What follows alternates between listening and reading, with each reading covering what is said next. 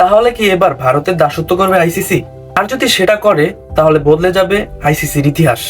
এবার ভারতের cricket board এমন এক আবদার করেছেন যেটা মেনে নেওয়া পসিবল না।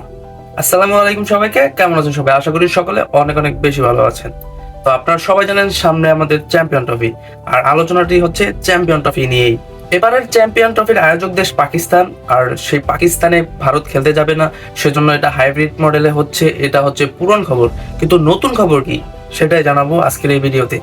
আলোচনা হচ্ছে চ্যাম্পিয়ন ট্রফির জার্সি ডিজাইন নিয়ে।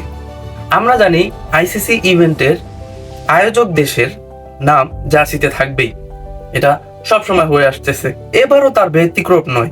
কিন্তু ভারতীয় দাদারা বলতেছে যে পাকিস্তান লেখা জার্সি তারা পরবে না।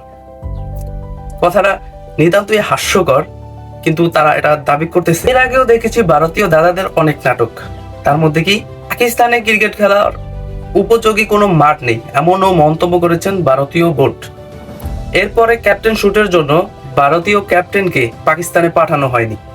আর এই সবশেষ জার্সিতে আয়োজক দেশ পাকিস্তানের নাম থাকায় জার্সি পরতে না চাওয়া। বলে রাখা ভালো, এর আগে 2021 টি-20 ওয়ার্ল্ড কাপে যেটা ভারতে আয়োজন হয়েছিল, সেখানেও কিন্তু ভারতের নাম লেখা জার্সি পাকিস্তান পরেছিল। এখন পুরো বিশ্ব তাকিয়ে আছে আইসিসি কি ডিসিশন নেয়। আইসিসি কি ভারতের দাসত্ব করে এবার আয়োজক দেশের নাম উঠিয়ে দেবে, নাকি তার ইতিহাস রক্ষা করবে? আমরা জানি বরাবরই আইসিসি ভারতের দাসত্ব করে আসছে।